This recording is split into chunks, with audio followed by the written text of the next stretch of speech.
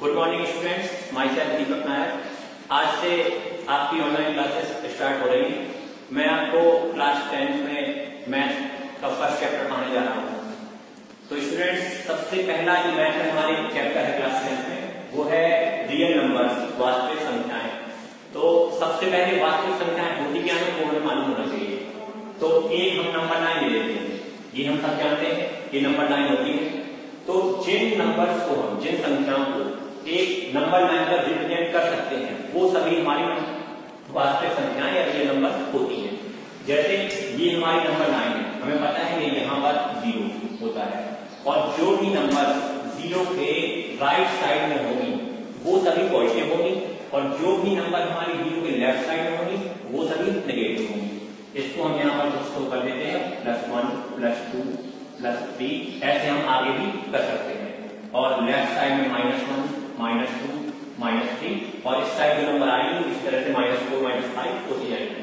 तो फिर से हम देखें, ऐसी संख्याएं जिन्हें हम नंबर 9 पर रिप्रेजेंट या प्रदर्शित कर सकें वो हमारी वास्तविक संख्याएं रियल नंबर्स होती है।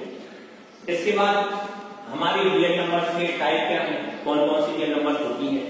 तो सबसे पहले हम देखेंगे कि फर्स्ट जो है नेचुरल नंबर, नेचुरल नंबर्स, जिसे हिंदी में हम कहते हैं प्राकृतिक संख्याएं। तो प्राकृतिक संख्याएं हम सब जानते होंगे। प्राकृतिक संख्याएं हमारी 1 से स्टार्ट होती हैं, 1 2 3 इस तरह आगे बढ़ी आएंगी, और 9 तक की सभी नंबर प्राकृतिक संख्याएं होती हैं, जिन्हें हम नेचुरल नंबर भी कहते हैं। सेकेंड हमारा है whole number, whole numbers. Whole numbers जिन्हें हम कहते हैं पूर्ण संख्याएं। तो देखिए, हम सबको पता है ये 1 से स्टार्ट हो रही है, 1 2 3 4 ऐसे 9 तक जाएंगे। लेकिन अगर इन नंबर्स में 0 ना हो तो सारी नंबर्स हमारी अधूरी हैं। तो होल नंबर, जो पूर्ण संख्याएं होल नंबर हमारी है, वो 0 से स्टार्ट होती है, 0 1 2 3 अब इन्हें हम प्राकृतिक संख्याएं इसलिए कहते हैं क्योंकि इनका किसी इंसान ने आविष्कार नहीं किया। ये सब हमें प्राकृतिक रूप से यहाँ पर प्रकृति से मिली है। जैसे हमारे पहाड़ नेचुरल होते हैं, अर्थ नेचुरल है, मून नेचुरल है, इनकी किसी ने खोज नहीं की, ये सब नेचुरल थे। इसी प्रकार से 1 2 3 सभी नंबर्स क्या थे, नेचुरल थी। इसके अलावा 0 है, इसकी खोज हमारे इंडियन साइंटिस्ट आर्यभट्ट ने की थी, इसलिए इन सबको हम पूर्ण नंबर कहते हैं, इसको नेचुरल नंबर में नहीं काउंट करते। इसके अलावा हमारी होती हैं और rational numbers, rational numbers. Rational numbers, rational numbers हम कहते हैं परिमेय संख्याओं को, परिमेय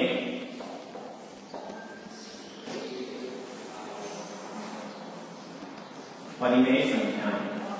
परिमेय संख्याएं ऐसी संख्याएं जिन्हें हम P/Q के रूप में प्रदर्शित कर सकें। जैसे 3/2, 1/2, ये सभी क्या है, 3/2 एग्जाम्पल के लिए 1/2 या 1/2, क्योंकि इसके अपोन में हम यहाँ मत कर सकते हैं। तो ये सभी हमारी रेशनल नंबर्स हैं। इसके अलावा इर्रेशनल नंबर, इर्रेशनल नंबर्स जिन्हें हम कहते हैं अपरिमेय संख्याएं, अपरिमेय संख्याएं। तो अपरिमेय संख्याएं ऐसी संख्याएं होती हैं जिन्हें हम P/Q के फॉर्म में प्रदर्शित या रिप्रेजेंट नहीं कर सकते। इसके अलावा हमारे और भी कुछ टाइप हैं, जैसे इंटीजर्स, इंटीजर्स जिन्हें हम कहते हैं पूर्णांक। पूर्णांक में हमारे +1 +2 या माइनस के नंबर सब आ जाते हैं। इसके अलावा और भी जो टाइप के नंबर होंगे, जैसे प्राइम नंबर, को प्राइम नंबर, बहुत सारी नंबर होती है, वो सभी नंबर हमारे रियल नंबर्स में भी आएंगे। तो ये हमने नंबर्स के टाइप सीखे। इसके अलावा हम ऑड नंबर, इवन नंबर, ये भी होती है, ये सब रियल नंबर के अंदर ही आएंगे हमारे सभी। अब देखिए, हमारा जो फर्स्ट सबसे पहला चैप्टर है उसमें रियल नंबर्स के बाद हमने एक फॉर्मूला पढ़ा है छोटी क्लासेस में, भाज्य बराबर भाजक गुणे भागफल प्लस शेषफल, ये हमने फॉर्मूला पढ़ा है। अब जैसे इसको हम याद रखते हुए कोई भी दो इंटीजर ले लें, लेट माना कोई दो पूर्णांक इंटीजर जिन्हें हम बोलते हैं ए और बी है, ये दो पूर्णांक में बी है। अब हम इस बी का ए में डिवाइड करें तो बी हमारा पहले हम ये समझे भाज्य क्या है। भाज्य एक ऐसी संख्या होती है, इसको हम एक एग्जाम्पल से समझेंगे। जैसे हम 2 का डिवाइड करते हैं 9 में, तो डिवाइड करते हैं 4 का 8, यहां 1 बचा 6। तो ये जो 9 है जिस संख्या में हम भाग कर रहे हैं ये है हमारा भाग है, और जिस संख्या का भाग जिस नंबर का भाग किया जाता है वो होता है भाजक, और जो भाग देने पे ये 4 जैसे यहां पर आया है तो ये है भागफल, और जो नीचे शेष बचता है उसे हम कहते हैं शेषफल।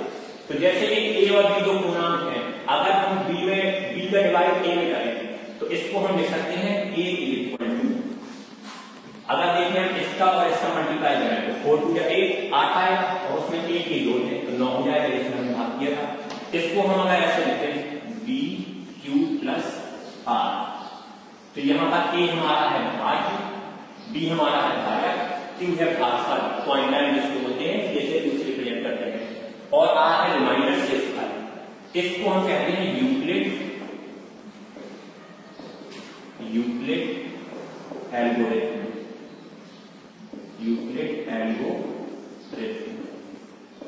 एक अगर हम देखें तो ये इसी का इस सूत्र का ही हमारा एक रूप है, तो इसको हम यूक्लिड एल्गोरिथम कहते हैं। इसमें हमारी एक चीज कंपल्सरी है, ये जो आर की वैल्यू है आर, जैसे यहां पर ये आर है तो ये वैल्यू कभी भी इससे ज्यादा नहीं हो सकती, तो इसको हम कैसे लिखें, ये वैल्यू 0 हो सकती है। अगर यहां पर 1 होता तो यहां पर 0 आ जाता, तो यहां हम लिख सकते हैं जो 0 है, जो आर है वो 0 से हमेशा क्या रहेगा, या तो बड़ा रहेगा या फिर इक्वल रहेगा। ठीक है, इसके अलावा जो आर की वैल्यू है वो कभी भी बी से हमारी बड़ी नहीं होगी, मतलब ये वैल्यू इससे बड़ी नहीं हो सकती। ठीक है, तो ये हमारी यूक्लिड एल्गोरिथम मेथड थी जो हमने शॉर्ट रूप में समझी। इसका यूज कहां होता है, तो इसका यूज एचसीएफ फाइंड करने में, एचसीएफ जिसको हम हिंदी में कहते हैं महत्तम समापवर्तक, या शॉर्ट में कहते हैं मासा। एचसीएफ का फुल फॉर्म होता है हाईएस्ट कॉमन फैक्टर। ठीक है, तो इसका यूज हम एचसीएफ फाइंड करने में करेंगे। जो यूक्लिड एल्गोरिथम है या यूक्लिड डिवीजन लेमा इसको बोला जाता है, इसको हम इसके द्वारा एचसीएफ फाइंड करेंगे। तो कैसे करेंगे उसको, तो वो अब हम कुछ क्वेश्चन एग्जाम्पल समझेंगे।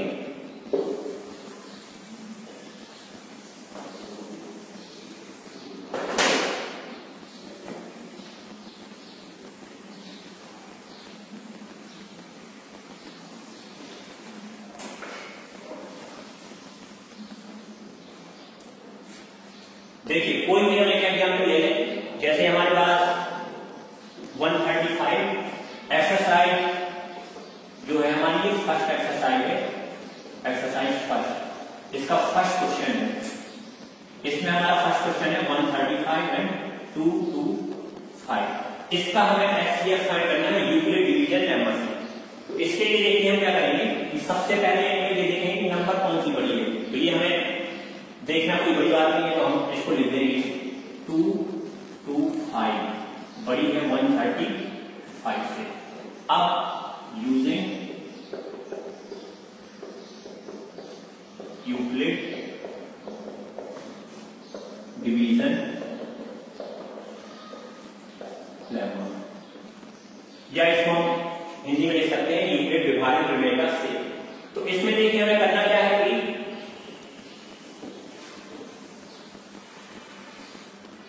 सबसे पहले छोटी नंबर का बड़े नंबर में डिवाइड करना है।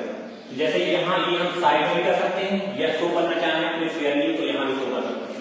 तो जैसे हमने यहाँ पर 135 का डिवाइड करें हम 225 में, तो इसकी लिमिट हम सब मल्टीप्लाई करके ले सकते हैं।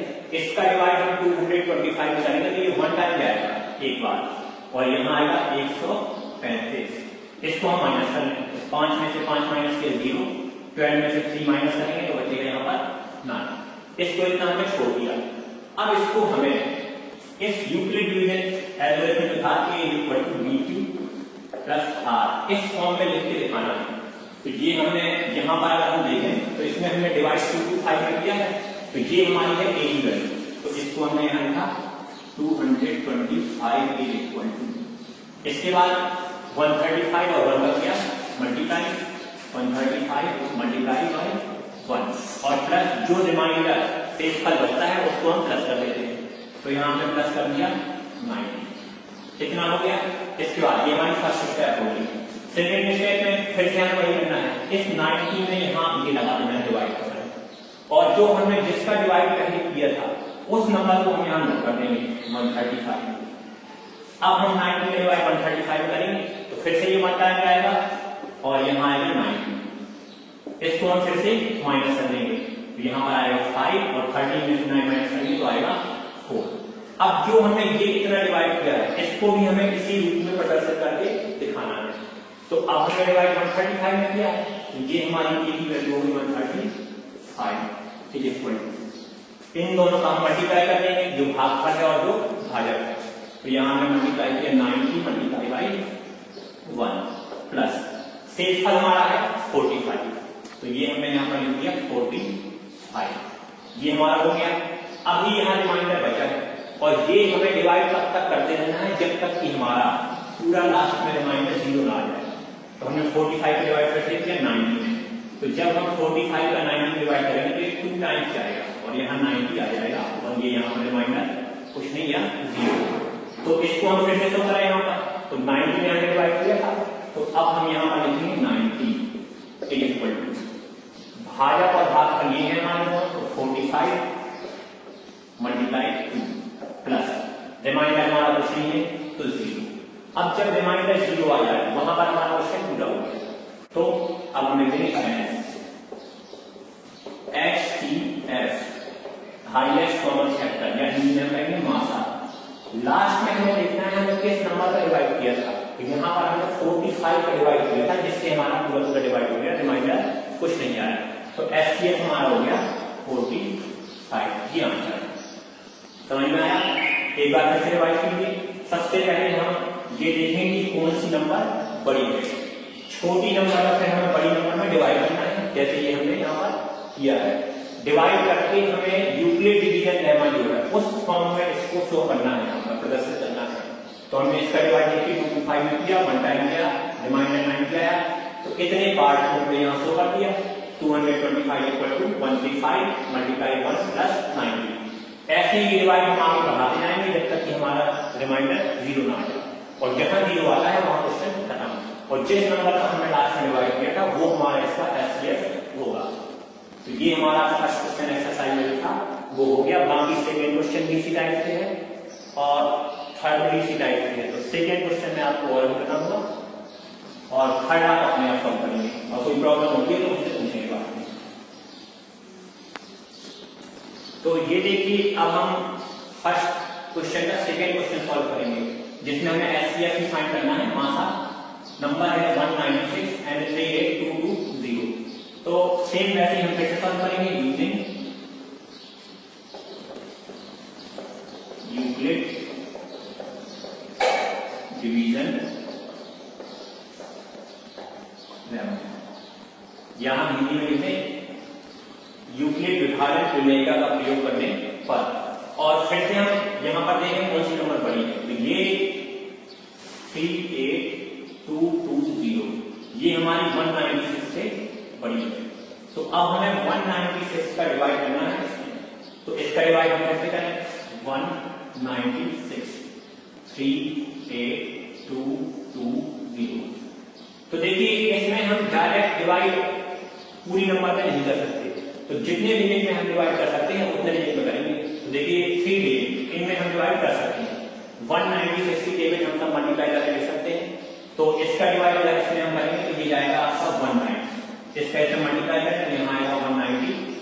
उसके बाद हमें माइनस करना है, 12 में से 6 माइनस किया 6, यहाँ हमारा 17 में से हमें 9 माइनस करना है, तो यहाँ हमारा आएगा 8 एंड यहाँ हमारा 2 में से 1 माइनस किया तो 1, इतना आ गया।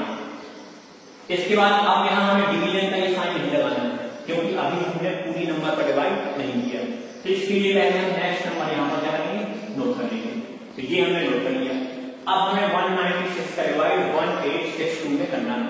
तो ये आप लोग 196 की टेबल लिखेंगे और ये शायद आपका 9 टाइम्स जाएगा। मैं अभी डायरेक्ट लिख देता हूँ, आप लोग मल्टीप्लाई करके अपनी टेबल लिख लेंगे। तो 9 टाइम जाएगा। अब 9 का हम इसे मल्टीप्लाई कर लेंगे, तो 9 का हम 196 में मल्टीप्लाई करेंगे, तो 9 से 54, मतलब 4 हासिल 5, 9 नाम 81, 81 हम 5 ऐड कर देंगे, तो यहाँ पर आएगा 6। इसके बाद 9 का हम 1 में मल्टीप्लाई करेंगे, 9 आएगा, और कैरी हमारी 7, सॉरी 8, तो 8 हम ऐड कर देंगे तो आ जाएगा हमारा 70। इसको हम फिर से माइनस करेंगे, तो 12 में से 4 माइनस किया 8, 15 में से 6 माइनस किया तो 9, और यहाँ पर हमारा कुछ नहीं है माइनस करने। अब हम यहाँ पर 0 नोट कर लेंगे। अब हमें 196 का फिर से डिवाइड करना है 980 में। तो टेबल हम पहले लिख चुके होंगे, तो जब हम डिवाइड करेंगे तो ये आपका जाएगा 5 टाइम्स। 5 कैसे मल्टीप्लाई करें, 5 छक्का 30 की 0 हासिल 3, 5 9 45, 46 47 48 की 8 हासिल 4, 5 9 5, 5 4 9। तो देखिए ये हमारा पूरा डिवाइड हो गया। इसमें हमें आगे डिवीजन का साइन नहीं लगाना है। तो यहाँ पर हम इसको रिप्रेजेंट करें तो 3 8 2 2 0 इक्वल टू, ये हम भागफल और भाजक का मल्टीप्लाई कर देते हैं जैसे b एंड q का। तो 196 मल्टीप्लाई 195 और रिमाइंडर हमारा कुछ बचा नहीं है प्लस 0। तो ये क्वेश्चन हमारे लिस्ट हो गया। अब hence HCF equal to HCF, इसको हम ये बोलेंगे महत्तम समापन। तो हमने 196 का डिवाइड किया है जिससे हमारा 6 पर 0 आया, तो यहाँ पर हम लिख देंगे 196। ये क्वेश्चन हमारा सॉल्व, ये हमारा आंसर हो गया। ठीक है, समझ में आया आपको? अब कुछ क्वेश्चन हमारे आप लोग बुक से अपना देखकर सॉल्व कर लेंगे, या आपको इसमें उसकी पिक्चर डाली जाएगी तो उससे आप देख के सॉल्व कर सकते हैं। इसके बाद देखिए हम जैसे और कोई भी नंबर हो उसको हम सॉल्व इसी तरह से कर लेंगे। तो यूक्लिड डिवीजन मेथड जो है वो हमें समझ में आ गई।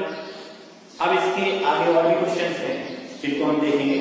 जैसे आपका सेकंड क्वेश्चन है, बुक में दर्शाइए कि कोई भी धनात्मक विषम पूर्णांक 6q + 1, 6q + 3, 6q + 5 के रूप का होता है जहां q कोई पूर्णांक है। तो इसको हम सॉल्व करेंगे।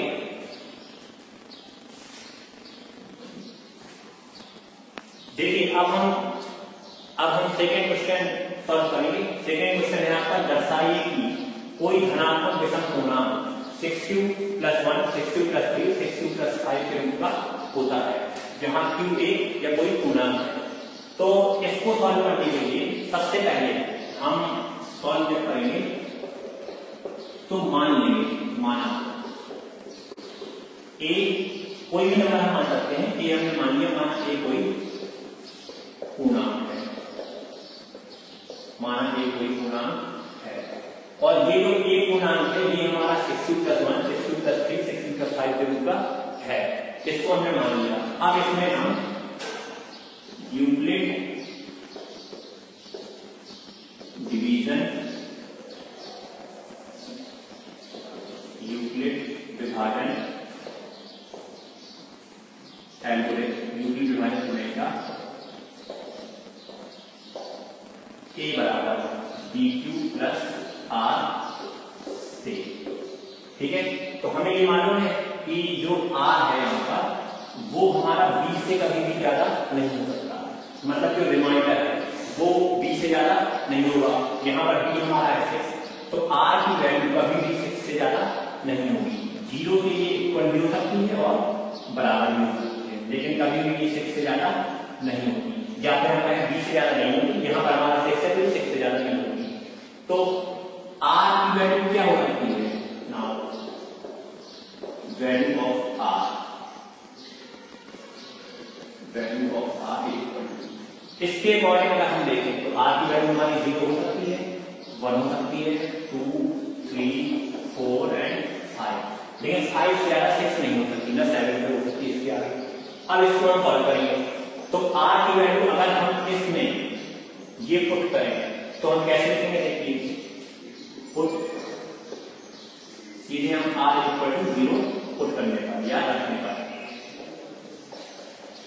जैसे हमने r की वैल्यू 0 रखी तो इसके अकॉर्डिंग अगर हम देखें कि हमने कोई पूर्णांक माना था तो a = आएगा हमारा 6q प्लस 0, तो यहां पर आ जाएगा 6q। अब ये हम देखें 6q, यहां हमारा ये कोई भी नंबर हो, लेकिन अगर इसमें हम 6 का डिवाइड करेंगे तो ये हमेशा एक सम संख्या इवन नंबर ही आएगी।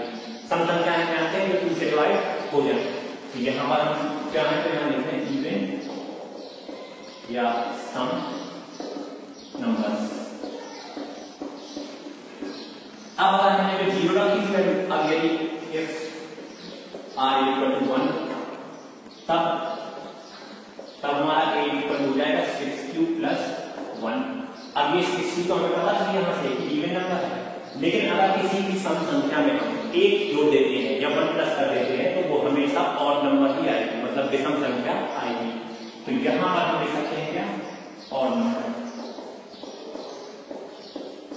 इसी प्रकार से हम और भी रखते हैं, r इक्वल टू 2 अगर रखेंगे तो डायरेक्ट लिख देता हूं मैं, a equal to 6q plus 2 आएगा।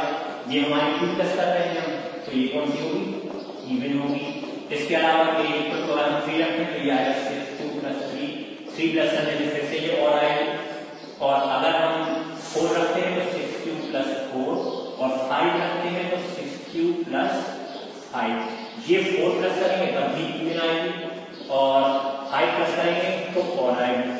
अब हमें इस क्वेश्चन में दर्शाना ये था कि कोई विषम पूर्णांक है, तो हमने q को कोई विषम पूर्णांक मान लिया है जो 6q प्लस 1 और 6q प्लस 3 और 6q प्लस 5 के रूप का है।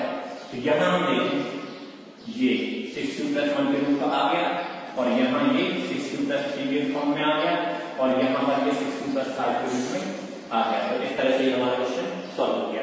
बस इसमें हम लिखेंगे हेंस या अतः सिद्ध हुआ भी धनात्मक विषम पूर्णांक 6q plus 1, 6q plus 3 and 6q plus 5 के रूप का होता है।